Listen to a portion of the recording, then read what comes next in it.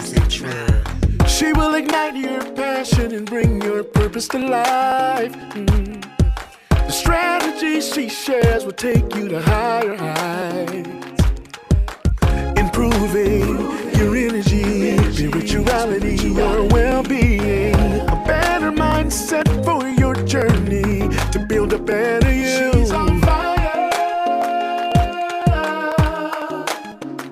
to take you higher.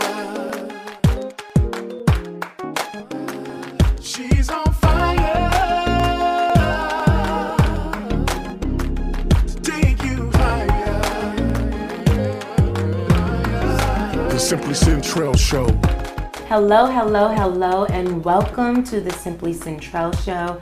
I am so excited to have you joining us today. We are doing some amazing things with the show. Today we are talking about living on purpose. And that means intentional living. That means living your best life as your best self. We are always working on building a better you. And that means building a better you and me. This is a journey that we are all taking together. And as we take that journey, we bring in those individuals that have gone on the journey. Some you may know, and some you'll be introduced to. So as I think about what that means, right? Living on purpose, it makes me think about your emotional, your spiritual, your physical, and of course, your mental well-being. There are so many different things that we encounter in life, and sometimes we forget that all of those things play a part and they go together. We are talking to so many different people who are working in their creative spaces, and some of those things may not be related. Thinking about all of the things you're interested in, all the things you love to do, and how you get to bring all of that wonderful stuff together to culminate your best self. So that's what we're going to be talking about today. Living on purpose, living intentionally. And we have a wonderful guest that's going to join us. What I want to make sure that we do is make sure you're sharing, and following Simply Centrell on Instagram, Twitter, Facebook, and also catch the replay of today's show on YouTube. We are bringing you inspirational and motivational influencers in our communities in hopes that you will find yourself in them. So without further ado, we are going to bring on Miss Kerry Ann Frazier, who is a playwright. She is an advocate. She's a mother. She is a teacher, a minister. And so as we were talking earlier about all of those wonderful creative things coming together in one space, she is a true example of what that looks like. So let's welcome Miss Kerry Ann Frazier. Oh, thank you so much for having me. You are welcome. You are welcome. I'm super excited to have you because we are kind of doing some amazing things with the show. We are taking it abroad, so a worldwide kind of view. And I want our listeners to understand that there are so many people out there doing amazing things, and that they can find themselves in each one of the people that we bring on the show and where they started, what that means for what maybe you have brewing inside, because we all have so many great things that we want to do. And people like to put us in a box. Why are you doing that when maybe you should stick with this, or you should focus on one thing? And I heard someone, I believe it was Devon Franklin, who mentioned making room for all of your creative gifts in one space. How God brings it together so that you can be an example for people that maybe like to paint, and they also like to write, and they also like to teach, and whatever it is, you get to bring all of those things in together. You don't have to leave one thing on the shelf. So I say that because as we have talked before, you do a lot. So I would like everyone to know exactly who Kerry Ann Frazier is. Tell a little bit about yourself, and we'll make sure that we give them an opportunity to get to know you throughout the show. Well, I mean, just a little bit about me. You've touched on it. I am a mother of 4 children. I'm an ordained minister. I'm an educator. I am a social worker. I'm an advocate. I belong to several different organizations, and I sit on several boards. Oh, wow. I am a playwright. I have published 3 books. I'm also a lyrical dancer. I am. So those are some of the things. And then in my spare time, I love to cook. I love to cook Caribbean food. Really? Yes. You have spare time? I do. There is no spare time. I do have spare time. I always, as a social worker who supervises social work students, I always advocate for self-care. Yes. And so if I am someone who is constantly teaching on self-care, then I need to make time for myself as well. You do. And this week was, although I was at a conference, it was total self-care. And we can talk about that. It was amazing.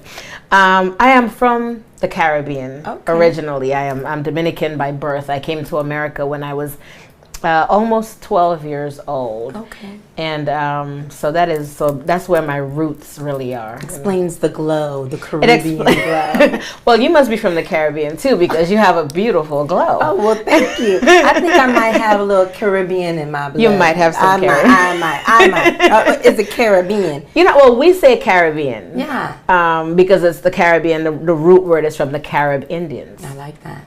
And so when Christopher Columbus stumbled across us. Did he stumble? He didn't discover? Well, we say stumbled across. We got lost. Oh my goodness. Words are important. Caribbean. So yeah, we say the Caribbean. A lot of Americans say Caribbean, but if the Carib Indian, so it's the Caribbean. I like that. Yeah. So see, she's educating us. So you have to know how to pronounce things so that you can sound like the natives. See, when I go to the Caribbean, that's exactly what I'm going to say. In the Caribbean. In the Caribbean. Yes. Have you been? I have been. I have not been to Dominican Republic. I've traveled to a number of other Caribbean The Caribbean. islands. Well, actually, I am not from the Dominican Republic. That is República de Dominica, and that is Spanish. There's another island. What is happening? There's another island called Dominica. It's further down. It's closer to South America. Actually, it was recently in the news because it was really affected by the recent hurricanes. And so that is actually my island. It is nestled among two other French islands. Oh, wow. And so it's a beautiful nature island. It's a small island where you can also find the indigenous Carib Indians. Oh, wow. It's one of the only islands that you can still find the indigenous people. Oh, wow. So do you speak any other languages? Yes, and so we speak a French patois, which is a completely different language. And so we would say it sounds like French, and it's and actually it is derivative is French. Yeah, like Creole French. Like Creole French. And so there's some things from New Orleans that we do understand, but I would say it's most closely related to Haiti, which is Haiti. Okay. Yeah. Very good. Yeah. Shout so out I would to tell New you Orleans. bonjour. See, bonjour. Yes. Very good. See, I had that. New Orleans. So no, that's amazing. And so you have all these different things going on. Yeah. And you still find time to cook. We're not going to talk about that. Yeah, I don't think I appreciated that you slid that in there because I don't find time to do that. Well, my husband is a Caribbean man who loves to eat, so I bet I need to cook. You have to cook. And I have 3 sons who love to eat, so I have to cook. Boys, and they boys, eat a lot. Boys eat a lot. They eat a lot. Yeah, they eat a lot.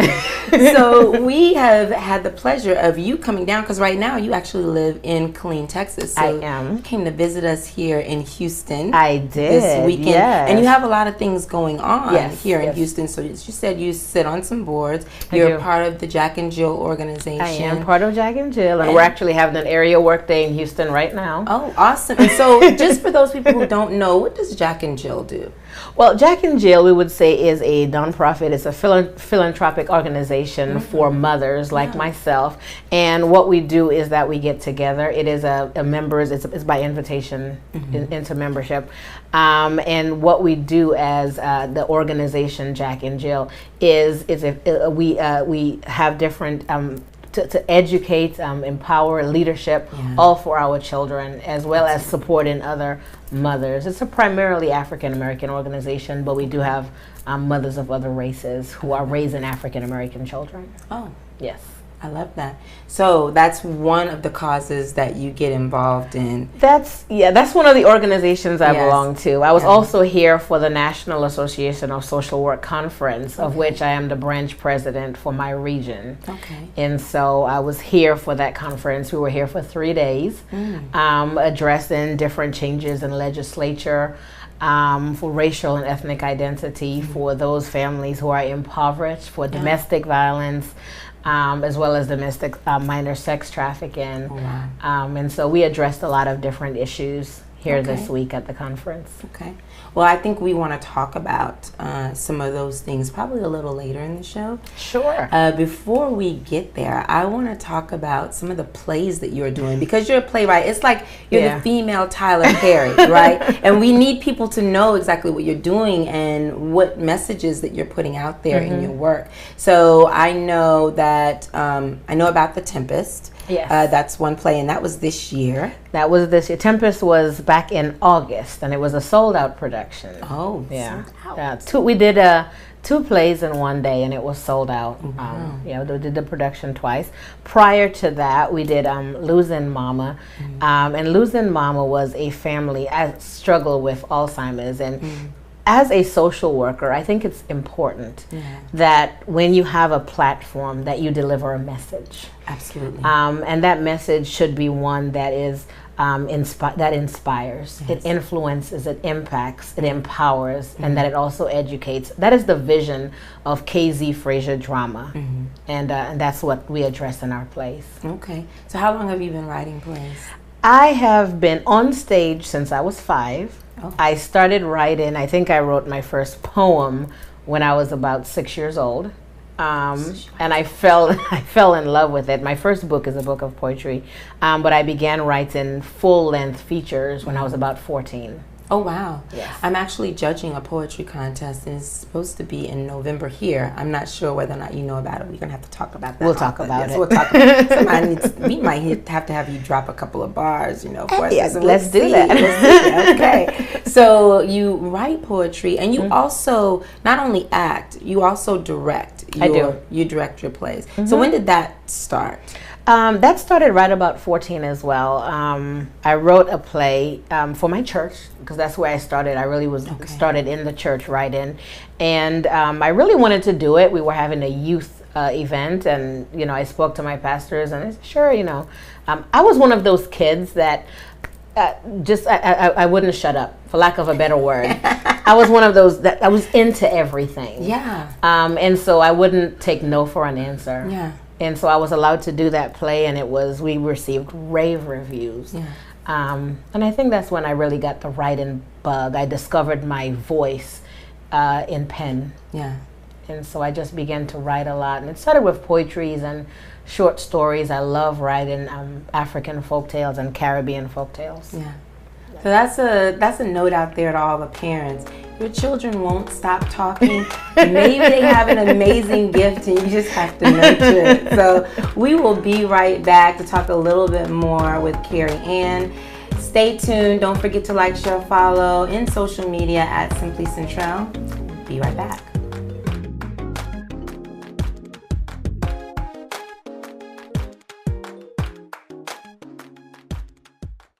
Parkway Mazda is where customer satisfaction is just not a slogan, it's our culture. I love coming here. It's like coming home. I feel like these people are my family. Which is very appropriate, because that's how it is around here. It feels like family. Okay, I came to Parkway because my car was flooded in Hurricane Harvey, and they picked out a car, or we picked out a car, and it was in the right price. It was real easy. They pulled it around the front, I bought it. It was easy. They made me feel just like family. Once a customer, you become family. The people here at Parkway Family Mazda really do make you feel like family. Every experience has been a pleasant one, from the purchase to the repair to the finance. Come on and join the family at Parkway Family Mazda. At Parkway, we are deeply concerned for all who are affected by the recent flood.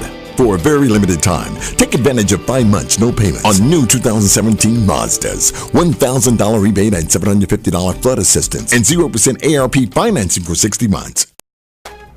Welcome back to the Simply Centrell Show. We are having great fun here with Kerry Ann Frazier. And so before the break, we left talking about how you couldn't stop talking. I couldn't stop talking. Right. Well, and that's a great thing. When I was younger, my mom always tells me this story. Well, I'm always, sitting in the company of adults, right? Right. And then they would say something, and when it didn't make sense, then I would chime in. And then they would say things like, she's a brat. And then I go crying to my mom, like, they call me a brat. And then here you go. See, all of that conversation, all of that, it leads to something. Yeah. Right. They thought I was going to be a lawyer. Well, I'm doing this now. You Right. know? So I've always enjoyed the conversations and understanding where people have come from, where they're going, and what fuels them to get there. So now let's talk about living on purpose. We were talking about intentional living, which when I spoke with you and we talked just a couple of months ago, we were talking about all the wonderful things that you're doing. That's what I kind of felt. I felt like you were very intentional about what it is that you do, what you give your time to, the example that you actually set as a role model, because I believe we're all modeling some role for someone to see whether we're doing it on purpose or not, right? So for you, what is your purpose? Oh, wow. My purpose, and when I launched the company, I think that's when I really found my purpose, like we talked about it.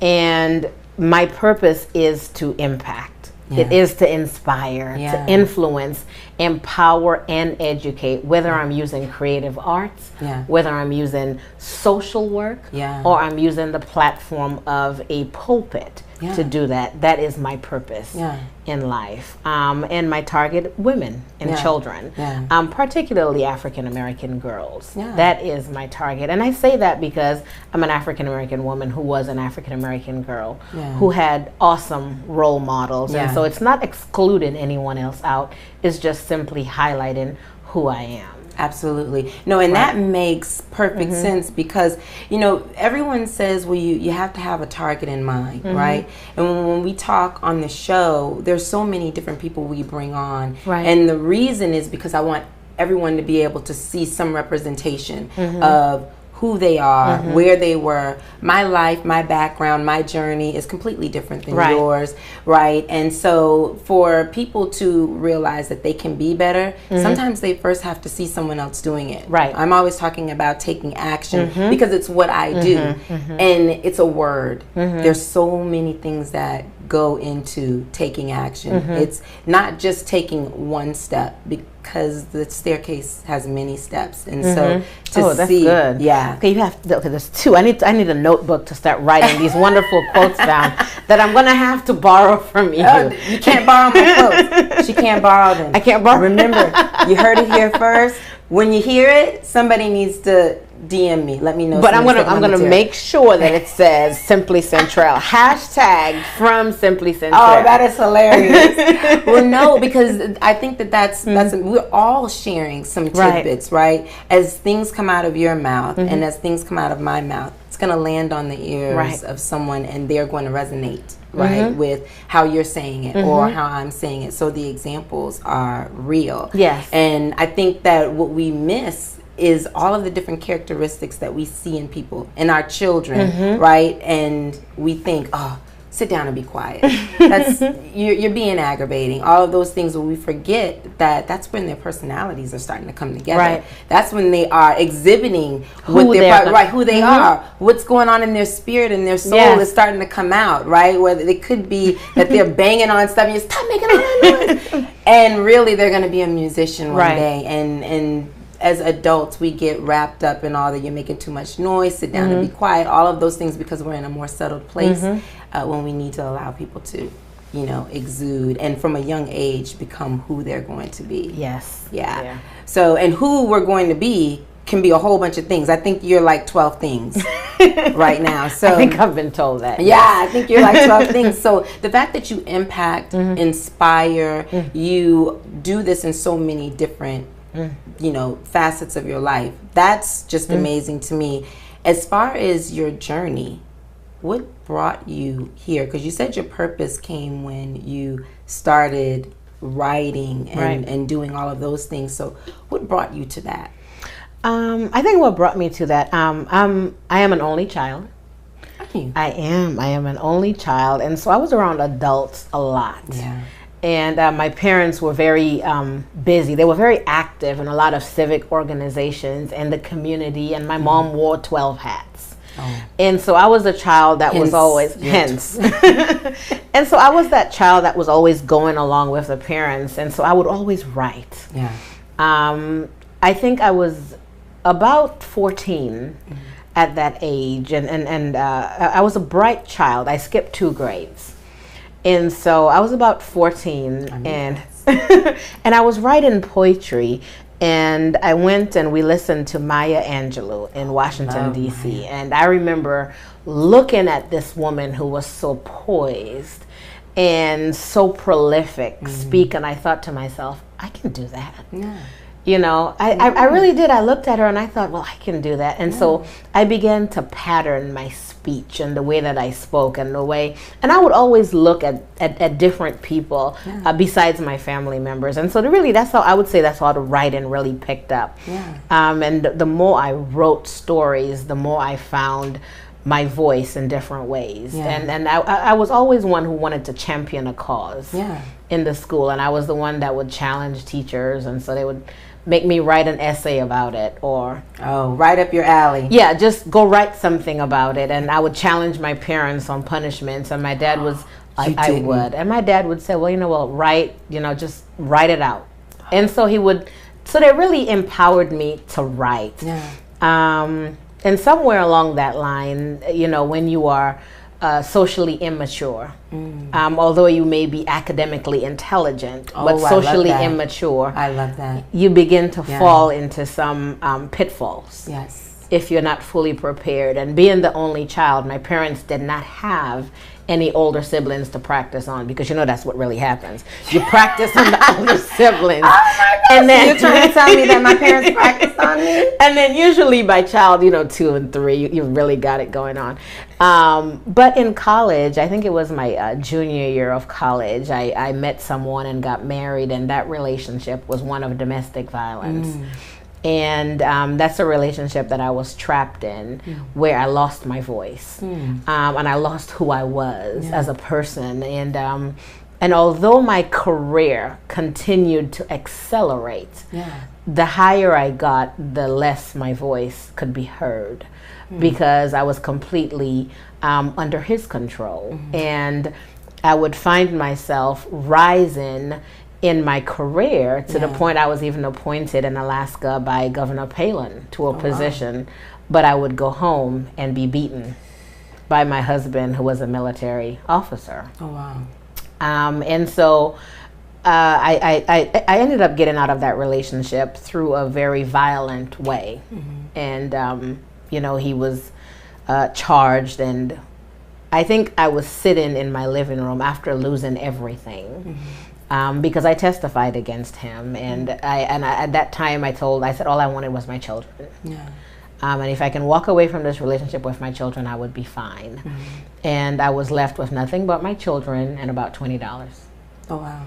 And I think it was in that moment that I clearly heard God said, but I got you. Yeah. And the long and the short of it is, I gained everything back. Nothing missed a beat. There was nothing. I lacked nothing during that period, and it was in that period that I really began to write. And I wrote of all the horrors I had experienced in that relationship. And I began to write for all the women who were still trapped in relationship, who could not speak. So I call them the unheard voices and the nameless faces. And within 1 year, everything that I had lost, God had given back to me. I was able to get my career back. I was able to purchase a house myself without anybody's help. I had my children, and that's when I really began to loosen my voice. I would say I felt like a lioness coming out of a cage. It really was. And then a couple of years later, I met my new husband, who really listened to all of the write-ins. And he said, you need to get this out here. And he has championed me. He has supported me. And it was really him that said, let's get the drama from the 4 walls of the church into the community, where you can truly make an impact. Because ministry is just not in the 4 walls of the church. Absolutely. It's outside. And so I would say that's pretty much how I was loosened. Your journey. And that was my journey. Really. Well, and for one, I just want to thank you for sharing that, because That is a very sensitive topic, and I appreciate you sharing that here on this show. I appreciate you taking that experience and becoming an advocate for those individuals that have experienced domestic violence. And as we have a month for it, we know that people are experiencing this every day of their lives. And it's amazing because I look at you, and we just had this conversation about how boisterous you were as a kid, and it seems like even came from a really cohesive household. Yes. A 2-parent household. Yes. Upper middle class. Yes. Never experienced domestic violence, never saw it. And so I didn't know what it was until I was too deep into it and too ashamed to leave it. And I have found in my practice that a lot of professional women, when they find themselves on this side of domestic violence, that they don't know how to get out of it because there's shame associated with it. There's the isolation. And then you've been, and from my experience and also from what I've seen, you have portrayed this image. And it's like, how do I shatter this image now? How do I tell everyone that I need help? And so that is because I was a professional. We were that, we were the Black Ken and Barbie family with beautiful children. And so, so that's something I definitely understand and advocate whenever I see professional women who are stuck in this cycle. I let them know that I can identify, and I can also help them get out of it. I love that. And there are so many different cycles that people get involved in and don't realize until they're too far in. You can still turn things around.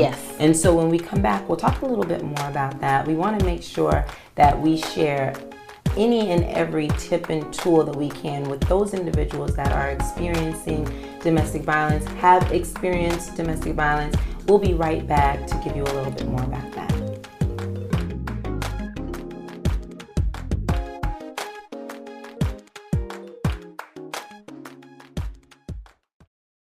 About no staying power nowadays, do it right. Ooh, Jesus. Yes, Lord. I agree with you, Aunt Pearlie. I ain't never been married, and I am content. Yes, I am. I'm content. Long as I got King Jesus. Oh, yes. He keeps me safe in his arms.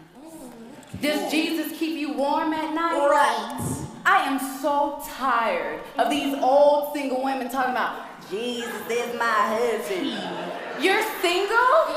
Because you didn't find a man. Who said that, girl? That was good.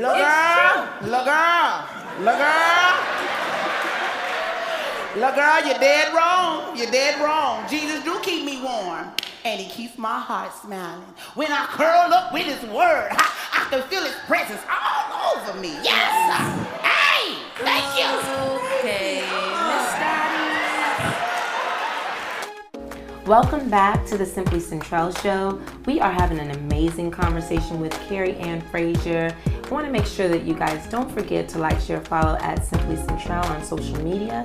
And let's get back to the conversation. So we were talking before the break about domestic violence and, of course, all of the different things that come along with that. And as we were talking, we don't want to miss all of the different things that domestic violence actually touches on, right? We're not just talking about someone who actually just beats you, maybe. You are an accomplished woman. You were climbing the corporate ladder, very boisterous as a child, came from a middle class home of 2 parents, and then had an experience in a relationship that was your marriage, that turned into something that was just not loving.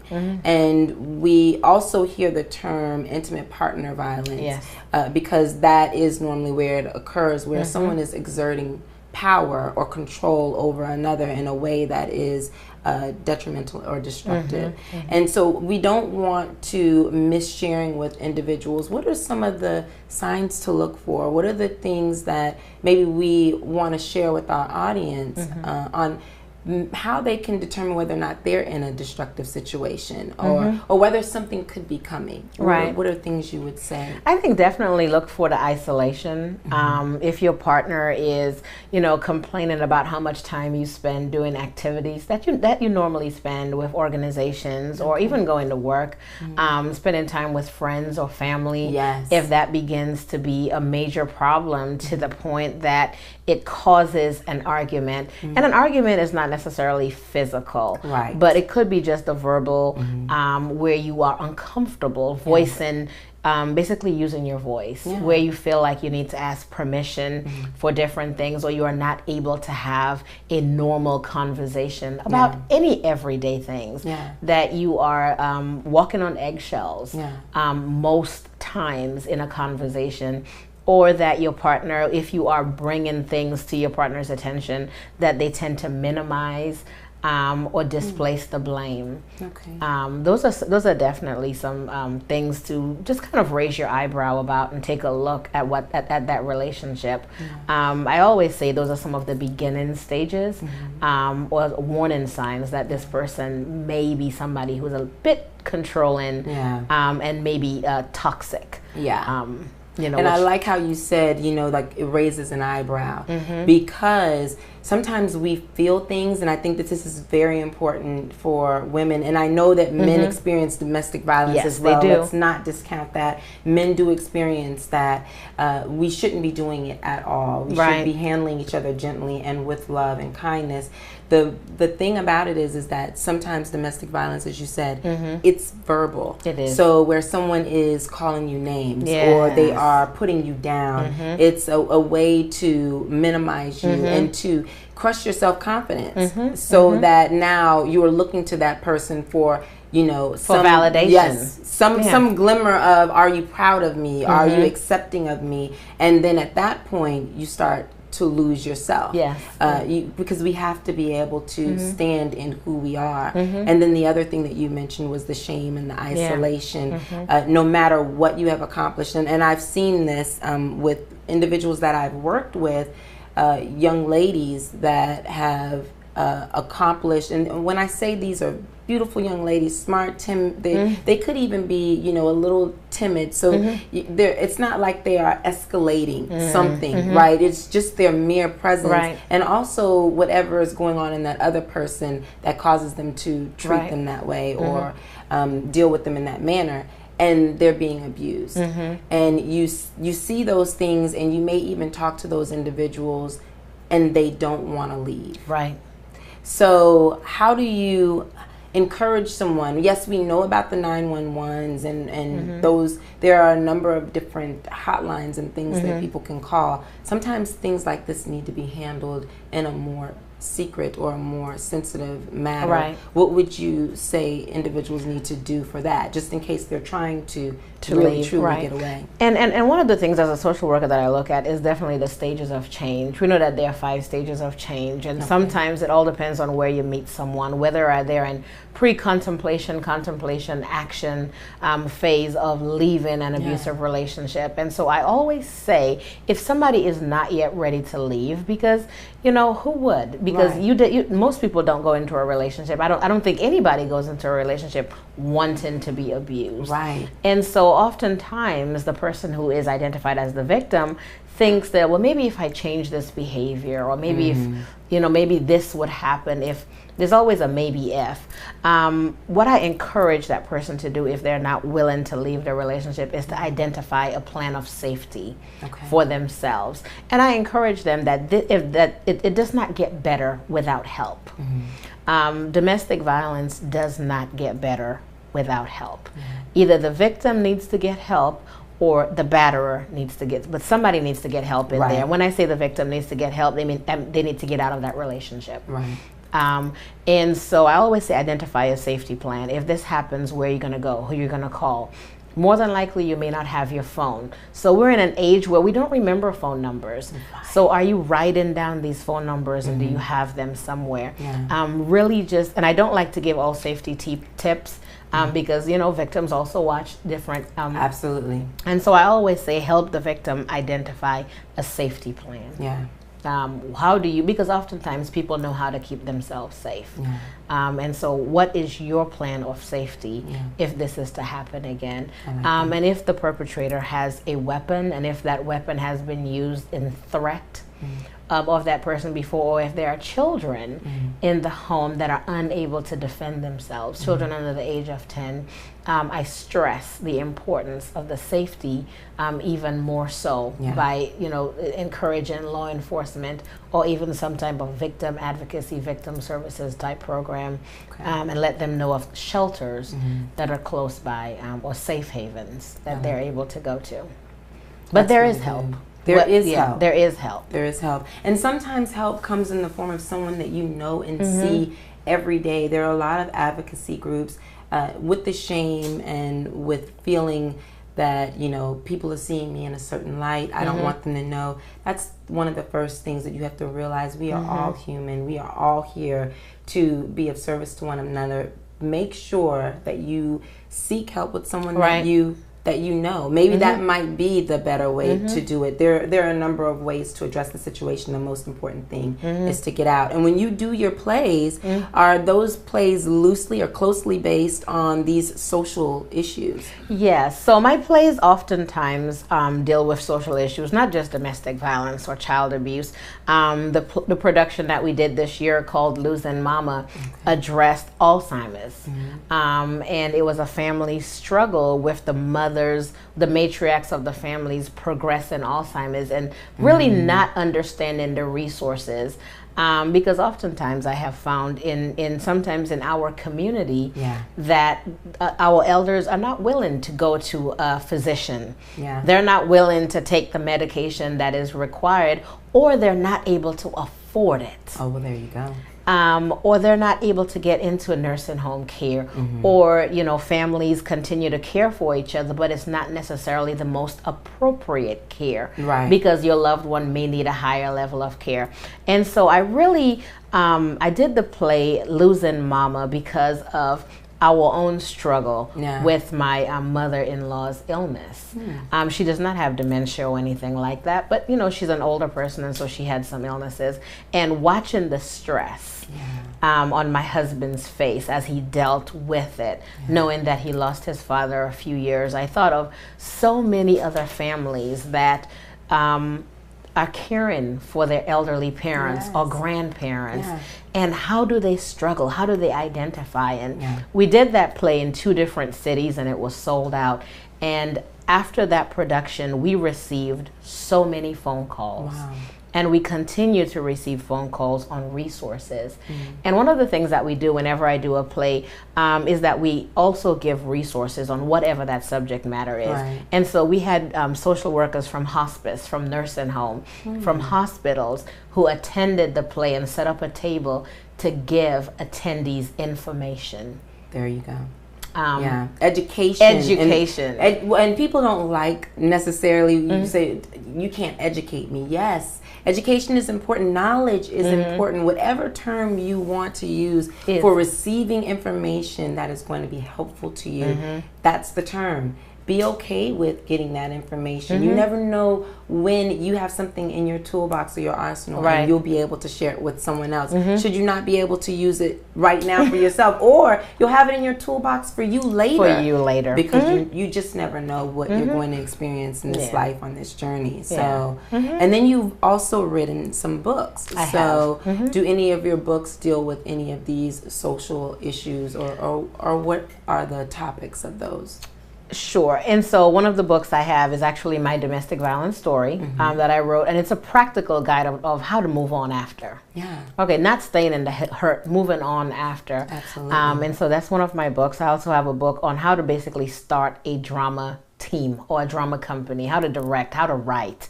And it's just basically introductory for anybody who wants to start an effective drama team in a church or even in the community. Oh, that's drama as in theater, not drama as in drama in your life, like starting problems, issues. No. Being a thespian. Being a thespian. Thank you for clarifying that. Being a thespian. I also have a book on poetry, just finding my voice.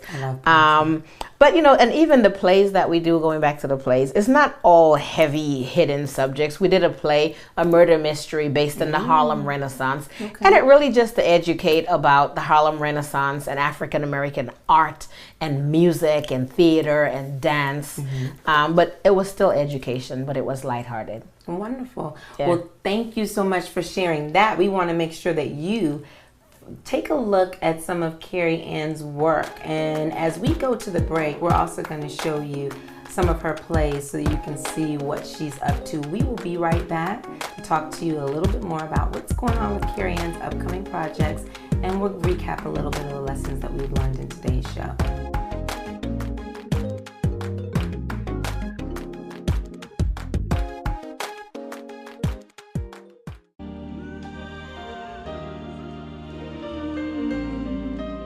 Saul got up off that ground and I saw he was tall. He was a little lanky. But even back then he was fine, and I knew right then I was sweet on him. Oh, sweet Jesus. All right now, Mama. And he sang this song. Fly me too hard, and then one day you wake up and you can't remember why. It's like you're drifting on the stars. Shoot, you can't remember where you lived or who you knew. At Mason Middle School. Yes, Lauren.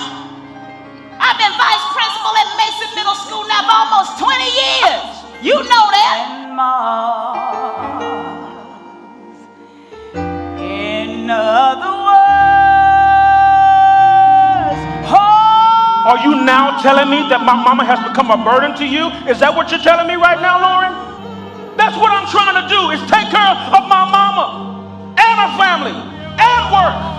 It's all on Ricky right now. Who's here for Ricky? Mama, do you remember how you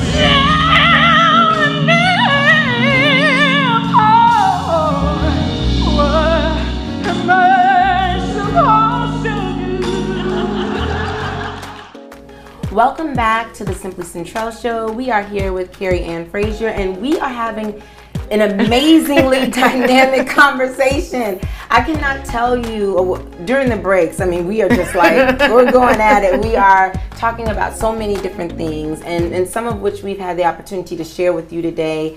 Living on purpose, living intentionally in all of the creative aspects that we were given, right? Yours are different than mine. You have about 12. I'm not really sure what all of mine are yet. We're still figuring that out, and I think that's the amazing thing about this journey.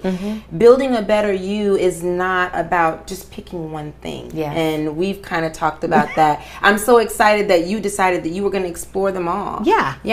All of them. And I think because, when you are growing up and you are talented in many things, adults tend to say, well, just pick one thing and stick with it and just do that well. And that is something that I tried as a child, but when I found my voice again, I literally wrote down all of the things that I was and all the things that I knew that I was gifted and anointed to do. What I wrote it down, and I looked at it and I thought, well, why can't I do it all?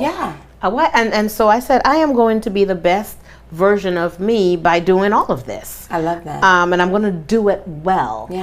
And so I think that was the emergence of Kerry Ann Frazier and KZ Frazier Drama Company, is doing it and just doing it well, doing all of it. Well, and like you said, you wrote it down. I did. You wrote it down. So we've talked about this many, many times on the show, writing it down.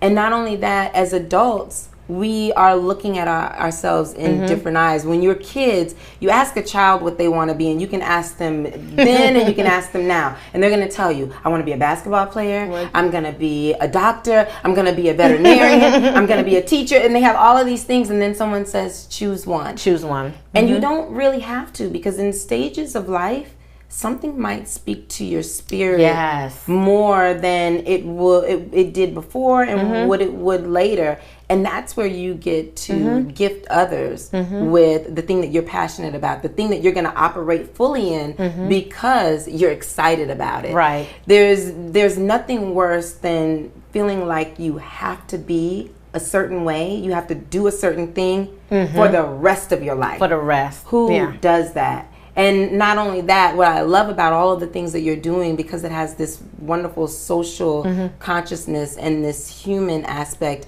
not just because of the things that you've experienced, but because of your spirit and because of how intently you go into each of those things. And then you've shown that to us in your work, right? In your plays and in your books. And so what would you say is, on this journey, one of the most important things that you have learned? I think the most important thing I have learned about Kerry Ann Frazier is being unapologetically and authentically me. Yeah. Allowing myself to shine with no apologies. Yeah. And I think that's what we have to learn to do as women. And when you find out who you really are, and a lot of people walk around saying, you know, that they know who they are, but do you really? Do you really know do you really know? And when you really find it, and you just be unapologetic for it. This is me. I'm not talking about being rude, or condescending, or belittling people, or making anyone feel less than so that you can feel better about yourself. Right. I'm talking about being authentically yourself, but still being loving and kind, and a giving person and a nurturing person. And all of those things to yourself. And I think especially for women, nurturers to everyone else. Loving, kindness. We can put all of those things out to other people. But love yourself. Yeah, what are you giving to yourself? Don't give it all away where you leave yourself empty. Remember that it starts here, because where it is a great foundation within you, then you can give more. You know, so that's very powerful. Yeah. Very and I powerful. think, and honestly, Centrell, when I found that inner peace or that inner voice, I became such a better mother. Yeah. Like I felt like I was a good mother before, but I saw a difference because I also allowed my children to be who they are. Yes. And release that butterfly. Just let them be who they are. Happy parents make happy children. Make happy children. And my boys, oh gosh, my boys are hilarious, and my daughter is hilarious, and we just allow them to just be themselves, authentically, unapologetically. And you know, some days, you know, sometimes you complain because there are dishes in the sink, and it's like, you know what?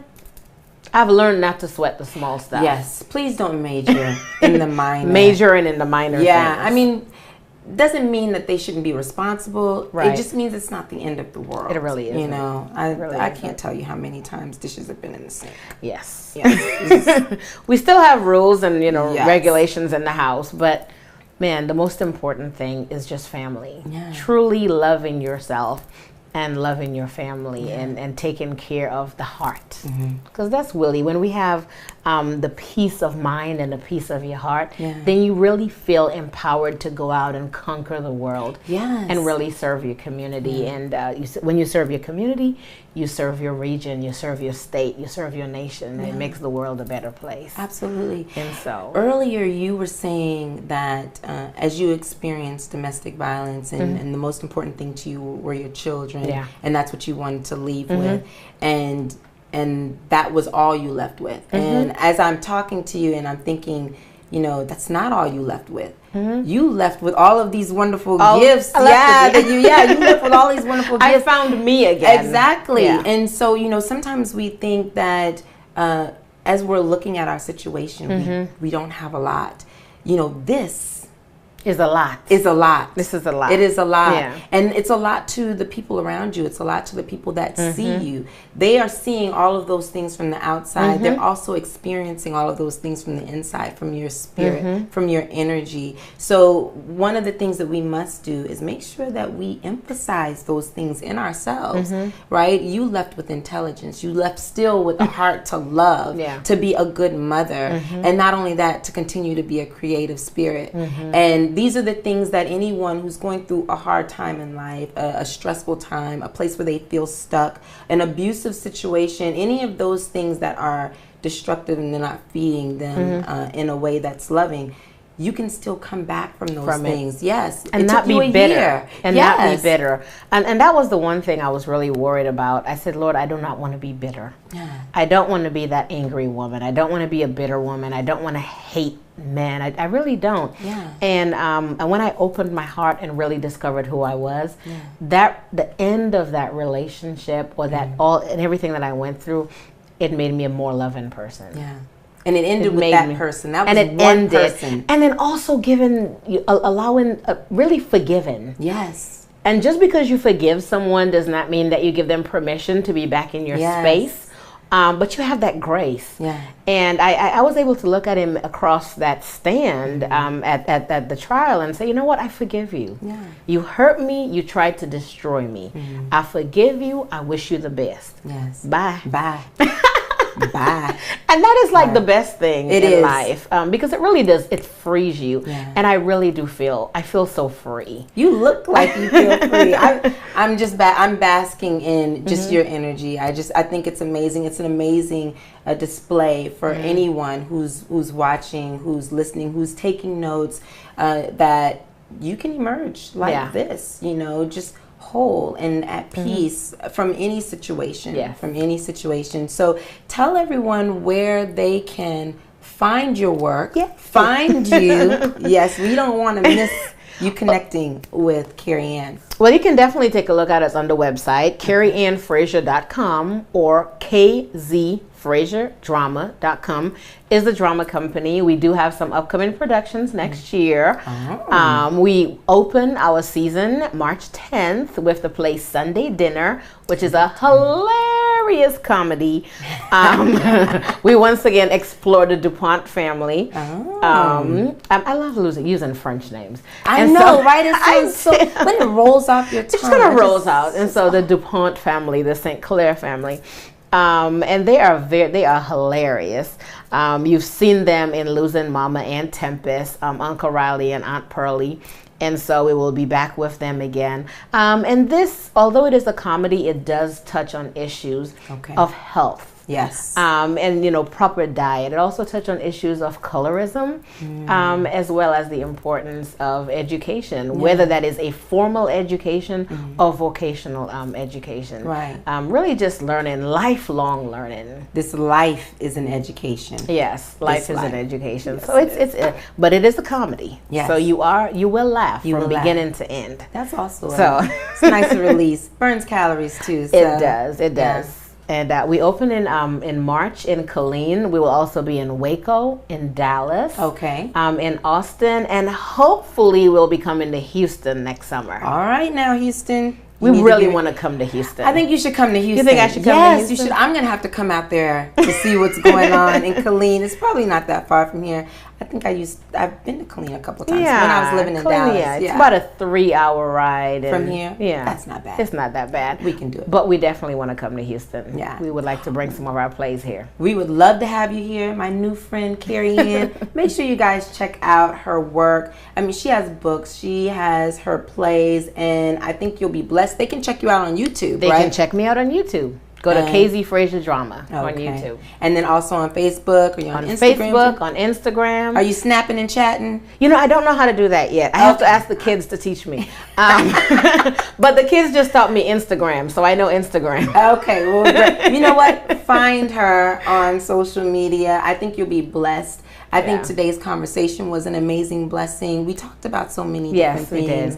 And when we're talking about building a better you, and this journey, it's not over. It's not. It's not over. And it's lifelong learning. Yeah. Yeah. And once you learn something, then you start to open up all the different aspects of you. I think that's probably the most exciting thing about this. And as we go from city to city and we're talking to people about what they're doing, eye-opening, because everyone has a different reason why their journey took a turn, and a different reason why they are who they are, and why they are who they are now. So I thank you. I sincerely thank you for being here.